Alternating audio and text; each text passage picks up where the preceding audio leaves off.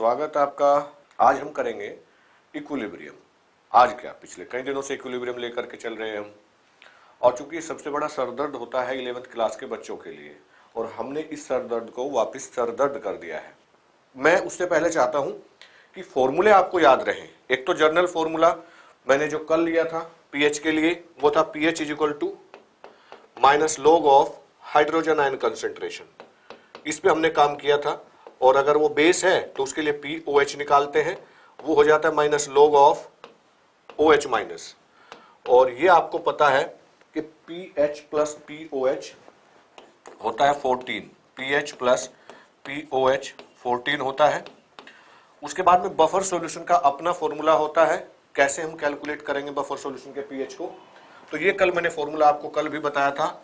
ये होता है pH is equal to PKA plus log salt की कंसेंट्रेशन अपॉन एसिड की कंसेंट्रेशन। एसिडिक बफर अगर है तो एसिडिक बफर के लिए PKA। देखिए एक चीज यहां थोड़ा सा और समझ लीजिए, जहां PKA लिखा हुआ है लेकिन आपको तो वैल्यू दी जाती है KA की, और KA क्या होता है?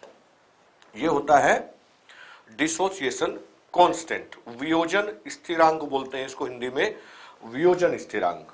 इसको लिखते हैं माइनस लॉग ऑफ KA, है ना।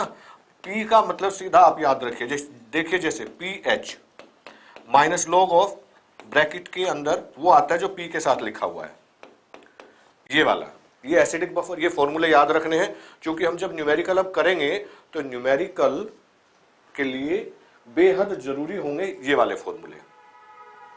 थोड़ा सा आगे एक formula, 2, 3, 4 acidic buffer, basic buffer का भी फॉर्मूला है। बेसिक बफर में ये होगा POH is equal to PKB, यानी कि डिसोसिएशन कांस्टेंट ऑफ बेस, उसका नेगेटिव लॉग लेकर के बनता है PKB plus log concentration of salt upon concentration of base. ये वाला फॉर्मूला ये भी हम यूज करेंगे। इसके बाद साल्ट हाइड्रोलाइसिस के फॉर्मूले हैं इस चैप्टर में, वो भी हम करने वाले हैं। वो भी मैं आपको दिखा देता हूं क्या है। एक फॉर्मूला ये है, देखिए साल्ट क्या होता है आपको पता है। साल्ट, एसिड और base they make salt, 10th तक आपने पढ़ा। लेकिन अब आपको इतना तो अंदाजा है कि साल्ट न्यूट्रल नहीं होता है, लेकिन सारे साल्ट न्यूट्रल नहीं होते। अगर स्ट्रॉन्ग एसिड स्ट्रॉन्ग बेस मिलके बनाते हैं तो साल्ट न्यूट्रल आता है। लेकिन अगर वीक एसिड होगा और बेस होगा स्ट्रॉन्ग, तो कैसा साल्ट बनेगा? वो बनेगा बेसिक नेचर का, बेसिक साल्ट बनेगा। वो जो लवण होगा वो क्षारीय प्रकृति का होगा। उसके लिए क्या फॉर्मूला होगा? PH is equal to 7 plus, देखिए 7 प्लस मतलब बेसिक साल्ट होगा, तो वहीं से निश्चित हो गया कि वैल्यू जो है वो 7 से ज्यादा होनी है। तो 7 में कुछ जोड़ दिया जाएगा, क्या? 1/2 ब्रैकेट के अंदर PKA प्लस लॉग C। जब बेसिक आना है, बहुत इंपॉर्टेंट, ये कंफ्यूजन होता है बच्चों को, इसलिए मैं यहाँ पे ज्यादा ध्यान दे रहा हूं। जब PKA आपने लेना है तो यहां प्लस होना चाहिए, यहां भी प्लस होना चाहिए, बेसिक बफर के लिए, साल्ट के लिए सॉरी। और जब एसिडिक साल्ट है आपका, एसिडिक साल्ट के लिए ये वाला फॉर्मूला चलेगा। ये बेसिक नहीं रहा, अब एसिडिक साल्ट, क्योंकि साल्ट अब क्या ले लिया आपने एसिड को स्ट्रॉन्ग लिया है, स्ट्रॉन्ग एसिड वीक बेस, तो जो आपका साल्ट बनेगा वो किस नेचर का होगा? एसिडिक नेचर का होगा। फॉर्मूले में क्या होगा? PH is equal to 7 minus, क्योंकि अब एसिडिक है तो 7 से कम होना है, और वहां पर PKB प्लस लॉग C। इस तरीके से पक्का याद रखना है आपने। न्यूमेरिकल ले लेते हैं। अब हम न्यूमेरिकल की तरफ चलते हैं।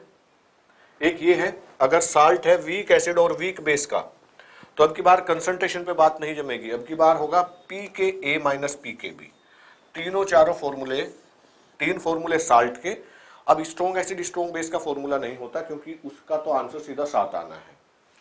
3 फॉर्मूले आए हैं हमारे साल्ट के, 2 फॉर्मूले आए हैं एसिडिक बफर और बेसिक बफर के, और 3 फॉर्मूले हुए हैं पीएच के। सोल्युबिलिटी प्रोडक्ट का मैंने पहले करा दिया था आपको, आज से 3 क्लास पहले, है ना। सवाल ले लेते हैं आज का पहला, आज की पहली समस्या, है ना। आज मैं आपको सवाल के साथ साथ ऑप्शन भी दे रहा हूं, ABCD इस तरीके से करके, ताकि आप भी कोशिश करें मेरे साथ, है ना। सवाल है ए सैंपल ऑफ, ये ऑफ है, a sample of fresh Apple juice, एक तो यहीं से आंसर आपका फिक्स हो जाता है, फ्रेश एप्पल जूस। एप्पल का जो जूस होता है, संतरा हो चाहे जितने भी ऑरेंज, ये सब है, जितने भी सिट्रस फ्रूट्स हैं एसिडिक नेचर के होते हैं ना, तो आंसर अपने आप में ही समझ गए ना, एसिडिक होगा। हैज ए पीएच ऑफ 3.76, यहां उल्टा है, उसने पीएच दिया है 3.76, बहुत इंपॉर्टेंट क्वेश्चन है। इसमें आपको लोग नहीं एंटी लोग सीखना पड़ेगा। कल मैंने लोग निकालना सिखाया था आपको, आज मैं एंटी लोग सिखा देता हूं। माइनस लॉग ऑफ, ये फॉर्मूला होता है, और ये जो एंटी लोग मैं यहां कैलकुलेट करूंगा, इसका जो कैलकुलेट करने का तरीका है वो सबसे अलग है। एक लोग एंटी लोग निकालना सिखाऊंगा आपको जो सब में चलता है, और एक एंटी लोग ऐसा होता है जिसको बहुत सारे डेफिनेटली टीचर भी इग्नोर कर देते हैं। सच्ची बता रहा हूं आपको, बहुत सारे टीचर भी इसको इग्नोर कर देते हैं। और अगर आपके पास में स्टैंडर्ड बुक है, आप जब आंसर निकालते हुए आ रहे होंगे एंटी लोग से भी, तो आपके आंसर ठीक आते जाएंगे, लेकिन बीच में 2-3 क्वेश्चन ऐसे आते हैं कि उनके आंसर उस तरीके से ठीक नहीं आते, वहां दिमाग आपका जो है खिसक जाता है। आप बोलते हैं या तो आंसर गलत है, क्योंकि मेरे पिछले 4 ठीक हुए ना, वो इसलिए कि इसका एंटी लोग का तरीका अलग है। तो प्लीज इसको तसल्ली से सीख लीजिएगा, काम आएगा आपके बहुत। यहां हमें दिया है pH 3.76 is equal to minus log of H plus. हमें हाइड्रोजन आयन कंसंट्रेशन निकालनी है, यानी कि लोग को भगाना है। तो क्या करेंगे हम, एंटी लोग लेंगे। क्या करते हैं भाई, नेगेटिव को ले आते हैं इधर, तो है ना, लैंग्वेज बदल बदल के डिफरेंट लैंग्वेज में। तो यो क्या हो गया भाई, यो हो गया है -3.76 is equal to log of H plus, इस तरीके से। अब एक रूल ये है एंटी लोग का, जब डेसिमल से पहले जो वैल्यू है वो 10 से कम हो, ध्यान से सुनिएगा, डेसिमल से पहले जो वैल्यू है वो 10 से छोटी हो और नेगेटिव हो। बाकी सबके लिए एक रूल, इसमें अलग। तो हमने देखा हमारे डेसिमल से पहले लिखा हुआ है 3, 10 से छोटा है और माइनस में है, तो एंटी लोग डायरेक्ट नहीं लेना। इसमें क्या करना है, करना यह है कि इसको एक वैल्यू बढ़ा दीजिए और इसको एक वैल्यू में से घटा दीजिए। क्या होगा, ये हो जाएगा 3 का हो जाएगा 4, और ऊपर लगा दिया मैंने साइन, इसको बोलते हैं बार। डेसिमल 76 को 1 में से घटाएंगे तो कितना हो जाएगा, 24 हो जाएगा, is equal to log of H plus 4.24 और log H प्लस। ठीक है, अब हम एंटी लोग लेंगे। टेबल आपने देखी होगी लोग एंटी लोग वाली, तो क्या करते हैं, जो डेसिमल से पहले जो भी आया है ना उसको 10 की पावर में ले जाते हैं। तो ये हो जाएगा H plus is equal to आपका हो गया है 10 की पावर -4, है ना, 4 बार, यानी कि वो माइनस ही था, तो 10 की पावर -4 और 0.24 को 0 के सामने। आप अपनी बुक में देखेंगे एंटी लोग स्टार्ट होता है 0.01 से और समाप्त होता है 0.99 पर। तो जो डेसिमल के बाद 2 फिगर हैं उनको तीसरी जो फिगर होगी उसके सामने, चूंकि यहां कुछ नहीं लिखा है 0.24 है, तो हम 0.24 को 0 के सामने देखेंगे, है ना, यहां जो 0 है उसके सामने देखेंगे यहां क्या लिखा हुआ है इस बॉक्स में। ऐसे आपको यहां पर 4 फिगर मिलेंगे कुछ, वो 4 फिगर क्या होंगी वो आप अगर देखेंगे अपनी कॉपी में तो 174041 ऐसी कुछ वैल्यू होंगी वो, तो वो यहां लिख लेना है आपको 1740, और पहली फिगर छोड़ के डेसिमल। बड़ा कॉम्प्लेक्स है, लेकिन 2-3 न्यूमेरिकल आपने कर लिए तो बेहद आसान हो जाएगा आपके लिए। क्या आंसर बन रहा है, मैं इसको फिर से समझा दूंगा आपको। 1.74 इंटू 10 की पावर -4, ये वो तरीका है जो दिया भी नहीं है वहां पर। जहां न्यूमेरिकल आप देखेंगे जो स्टैंडर्ड बुक्स है, मैं एनसीईआरटी की तो बात ही नहीं करता, एनसीईआरटी से तो बाहर निकलना पड़ेगा उस दुनिया से। और एक जो हमने बना रखा है ना कि भगवान है एनसीईआरटी, ऐसा कुछ नहीं है। उसमें एक पॉलिसी चली थी गवर्नमेंट की, बच्चों के बैग का बोझ कम करो, ये नहीं कहा था कि काम की बात कम करो। उसमें इतना कम कर दिया, इतनी छोटी सी एनसीईआरटी बना दी, इतनी छोटी सी।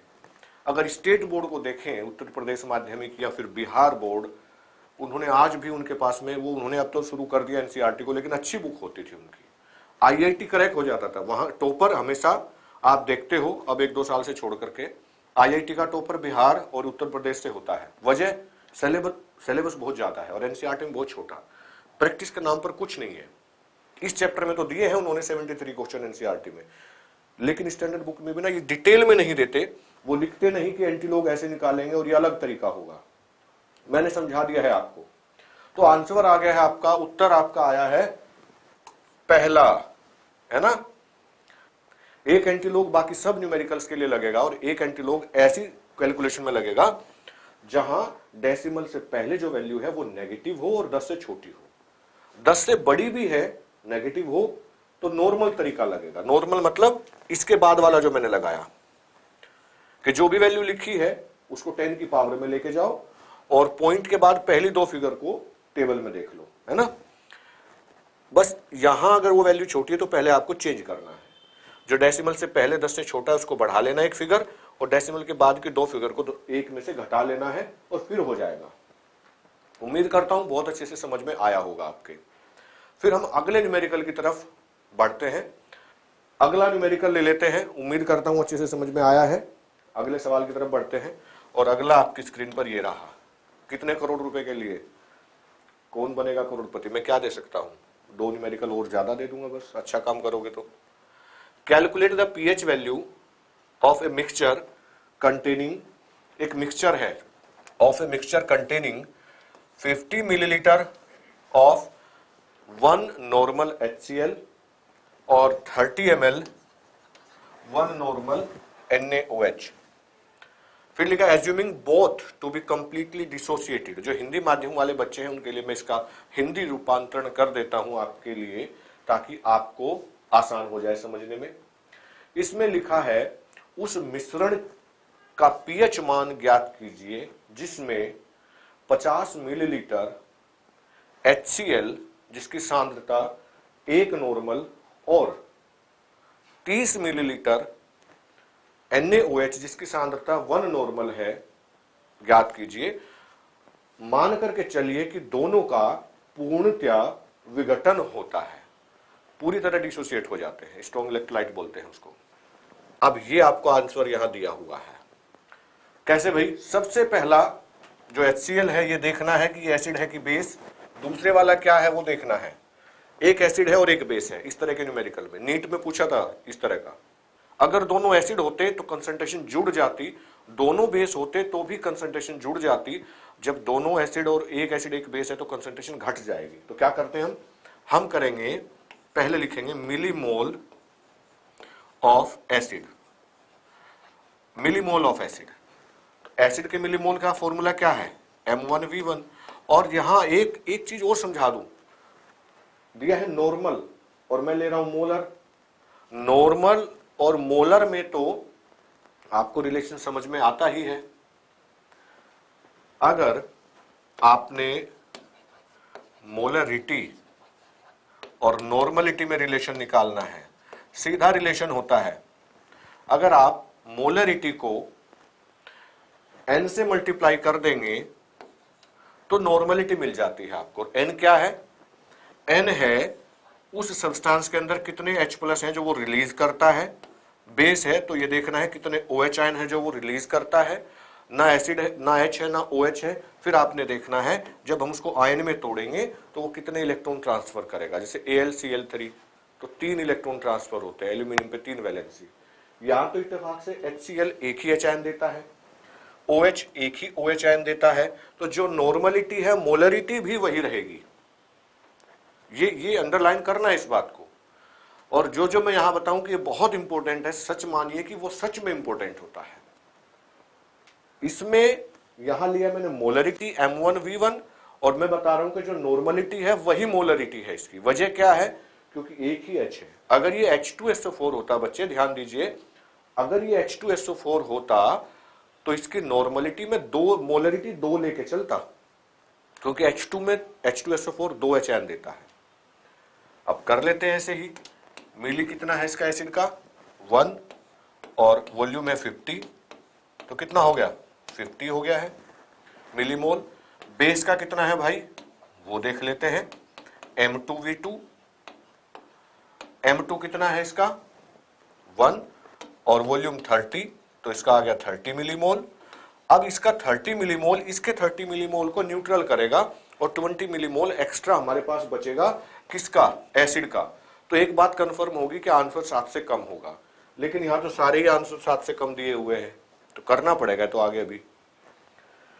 फिर लिखते हैं rest millimole, rest millimole, rest millimole हो गया 50 माइनस 30 दैट इज 20, है ना, मिली मोल।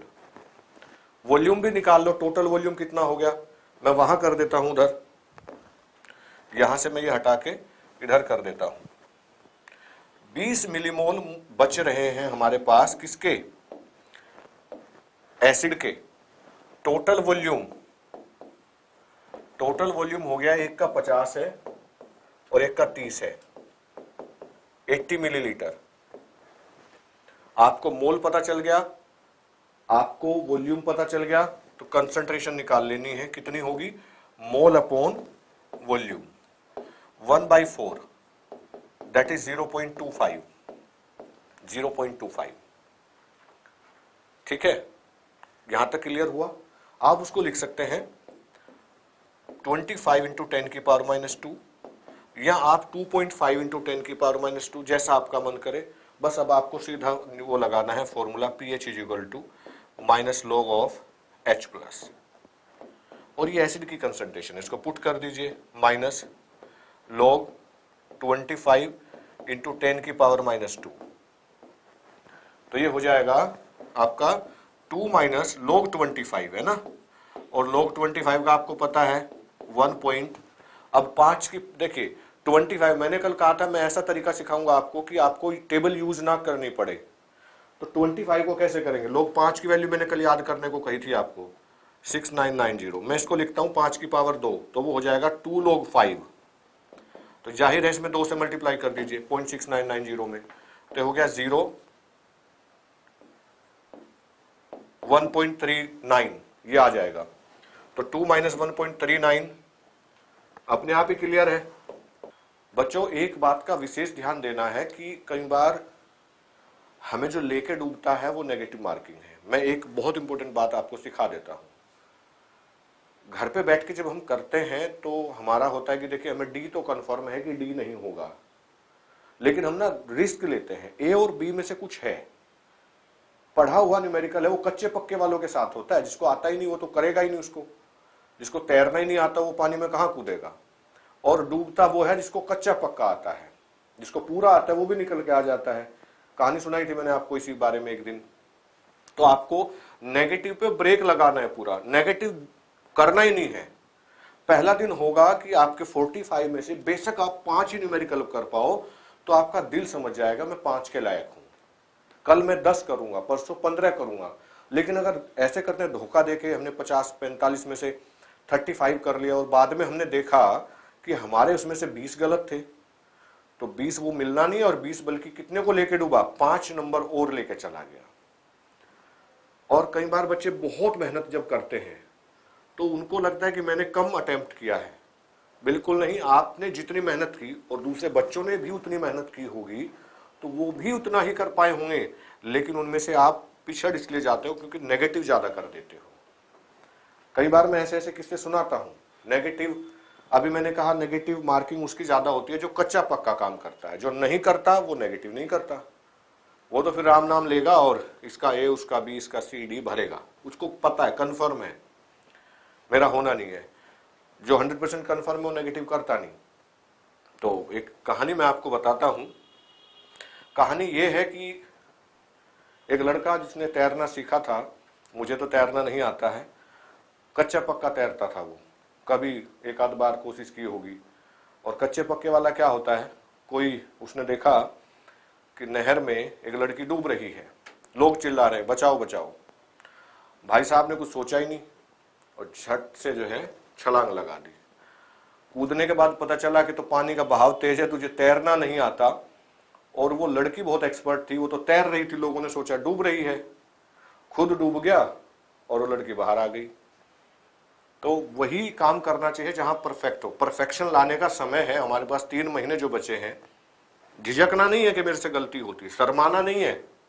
यहाँ कोई हमें मार्कशीट नहीं मिल रही है, यहाँ से एडमिशन नहीं हो रहा है, एडमिशन तो एनटी वाला जो एग्जाम होगा उससे होगा। यहाँ हम प्रैक्टिस कर रहे हैं, मैं आपको तालाब में, नदी में कुदा रहा हूं, हाथ पैर मारते हैं, गलतियां होती हैं, परफेक्शन आने लगेगा।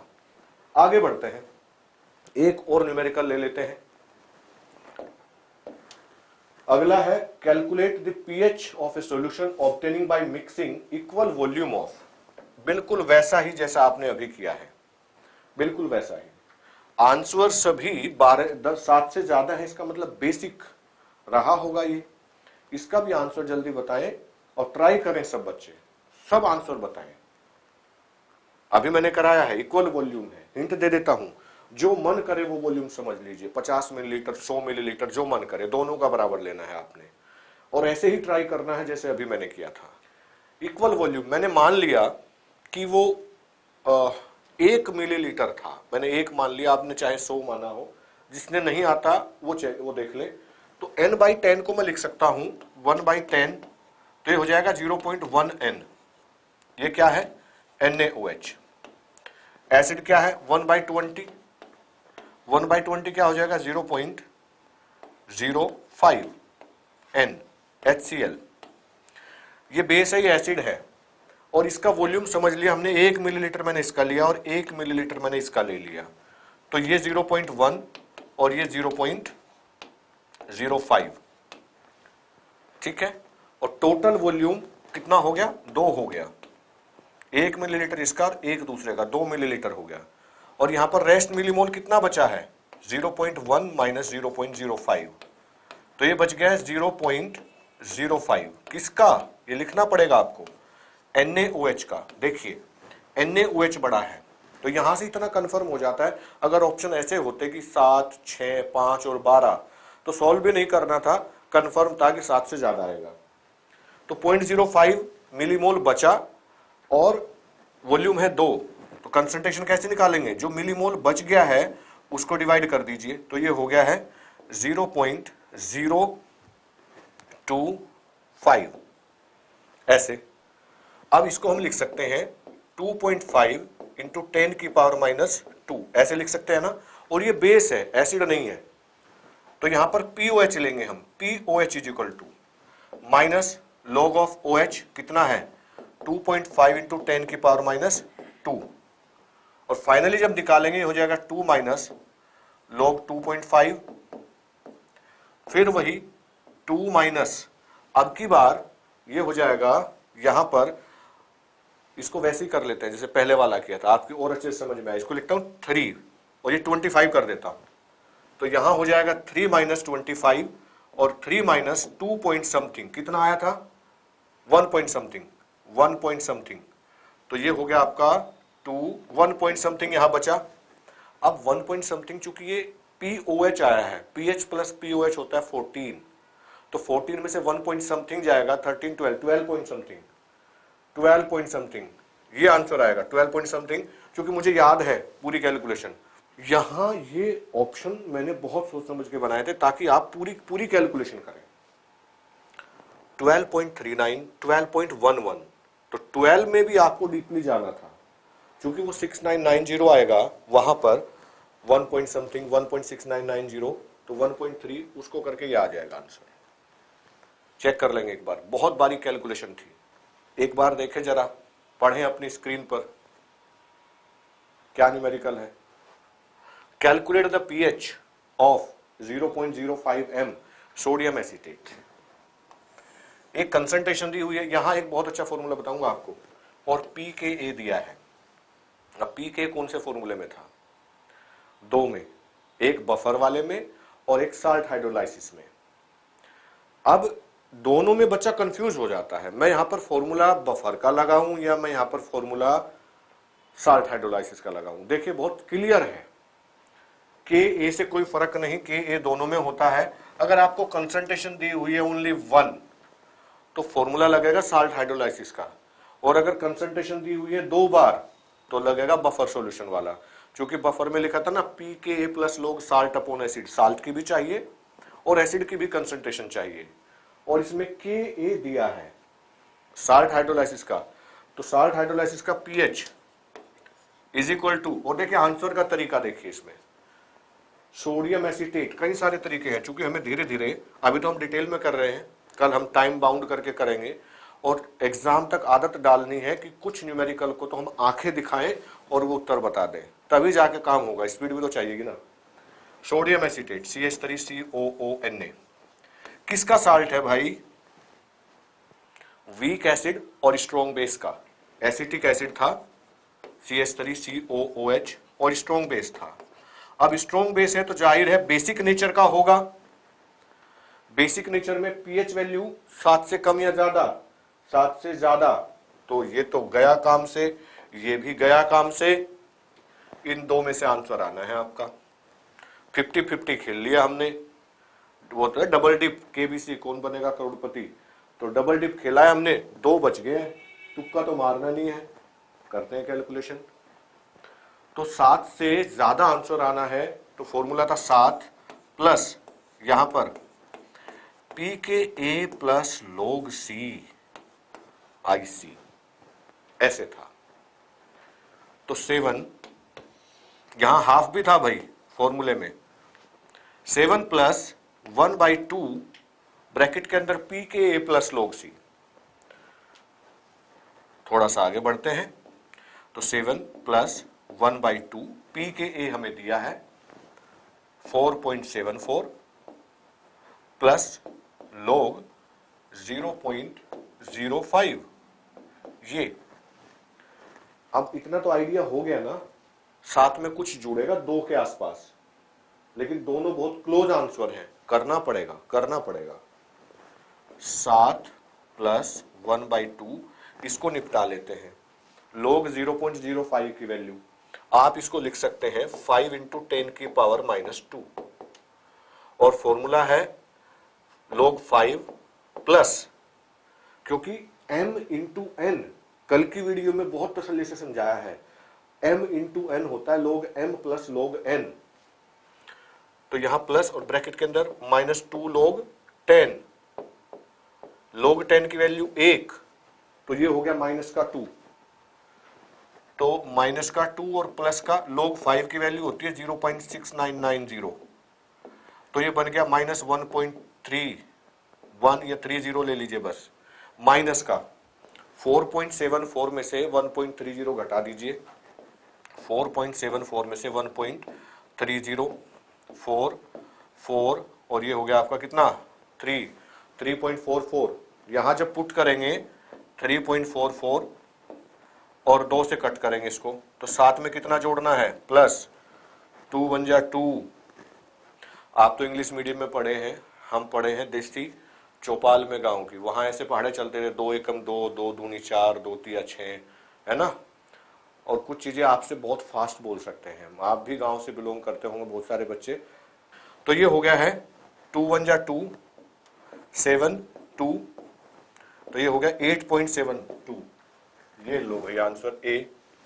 आपको नहीं लगता अगर हम इस तरीके से सवाल करें और इक्विलिब्रियम में से 2 तो कंफर्म होते हैं, 3 क्वेश्चन आते हैं इस चैप्टर में से, 45 में से 3 अगर हम यहां कर ले, चूंकि इनको न्यूमेरिकल को छोड़ देते हैं कई बार बच्चे, इस चैप्टर को तो स्किप ही कर देते हैं भाई, बड़ा सरदर्द है इस चैप्टर को लेकर के, हम नहीं करेंगे स्किप, ना मैं होने दूंगा, स्कोरिंग है भाई, आता है तो कंफर्म कर लेंगे आप उसको।